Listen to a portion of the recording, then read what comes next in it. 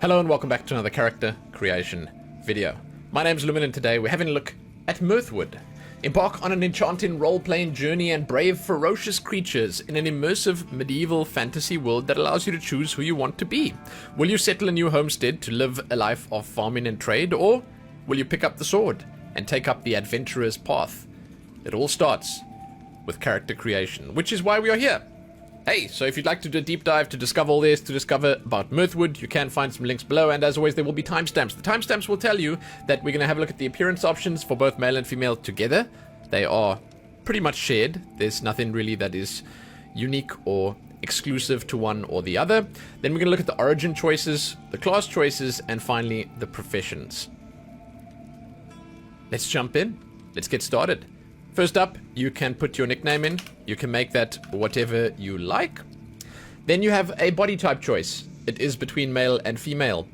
They are very similar. The female body is slightly more petite. You can see that the arms get a little smaller, the legs get a little smaller, there are boobs, obviously, and then the face gets a tiny bit smaller as well. You could argue that it's not really smaller and just more feminine. I don't know, but the bodies are pretty similar either way. So yeah, skin tone: light, fair, medium, tan, and deep. Good selection. Good.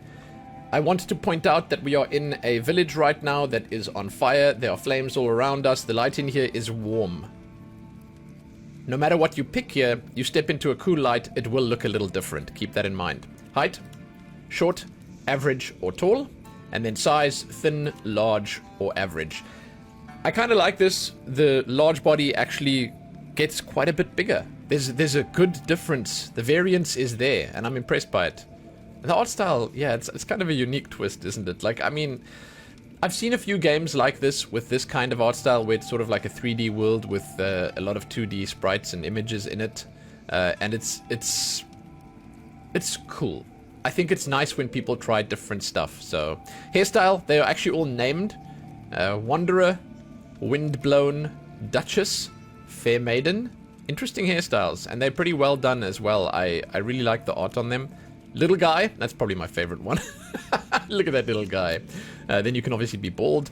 Rebel, Silky Soft, Simpleton, Spirited, The George, and then we're back on Wanderer.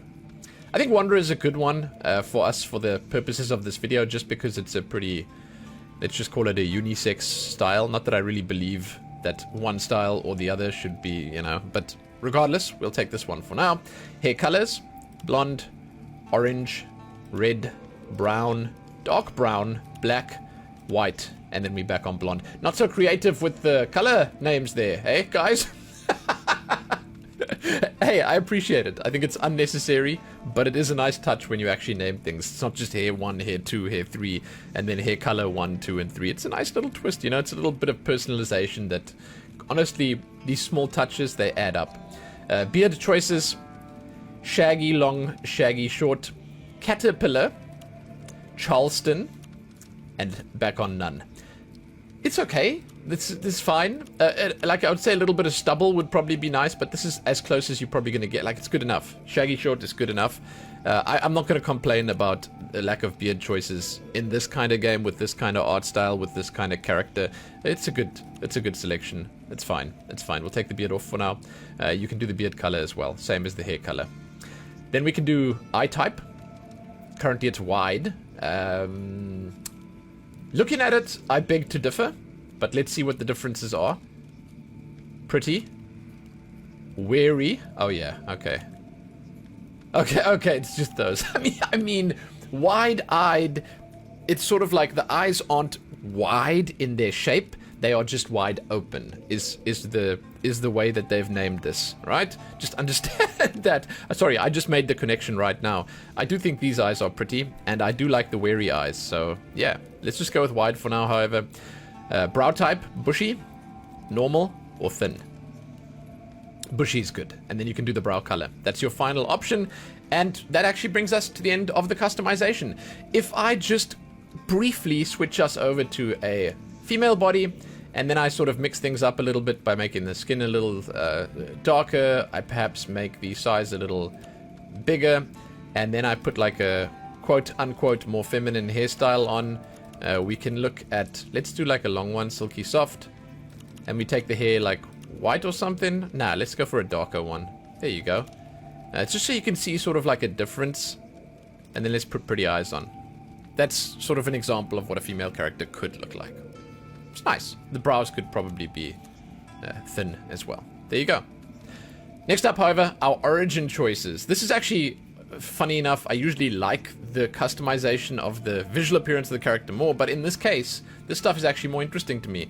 I love the presentation. I like these cards that they put here. The art on them is really cool, and the fact that they have this like interesting and unique lore, well, that's a bonus as well. It's a big thumbs up.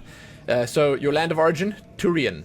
Center of the continent and land of conquest. Here, nobles and lords squabble over favor and fealty.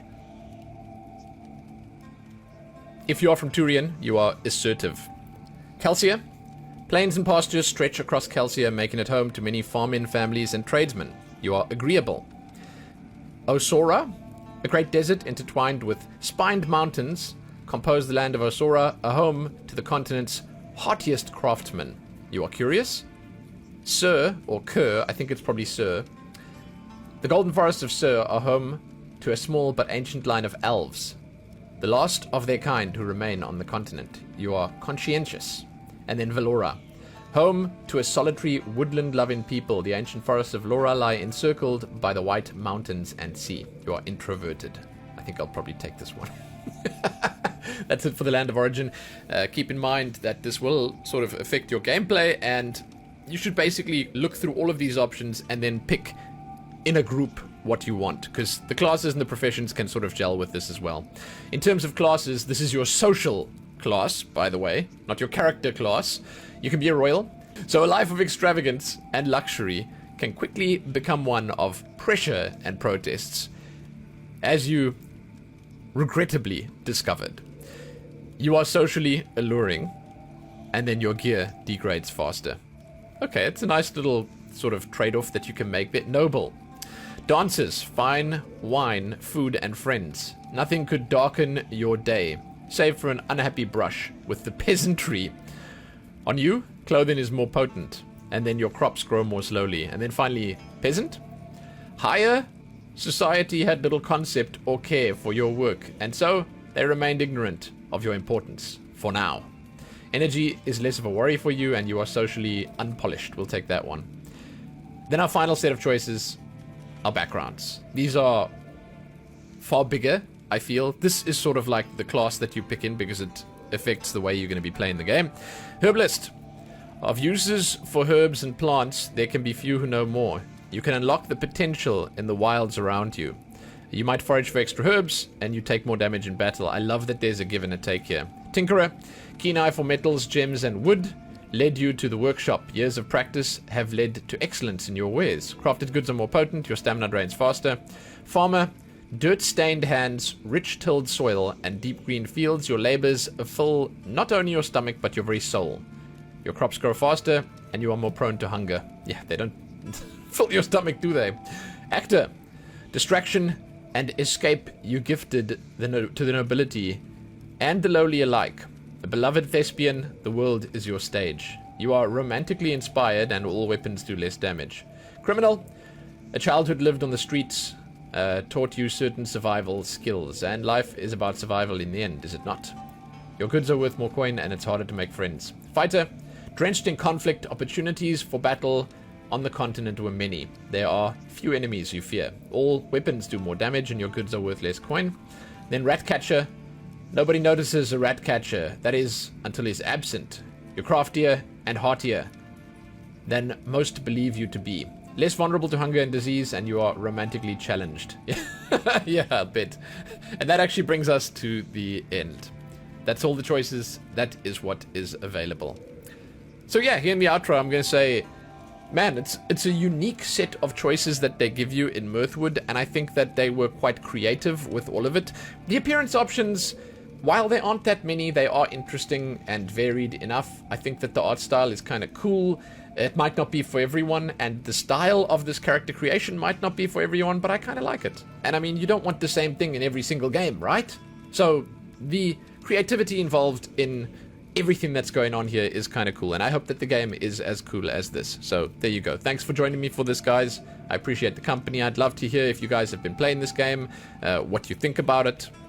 Yeah, let me know. You can, as always, give this video a like and share it and do all that other good stuff. Check back here soon for more. If you want to find my links, you can below, my coffee page, my Twitch channel, and all the rest. Yeah, so happy jumping into Mirthwood, guys. Happy that.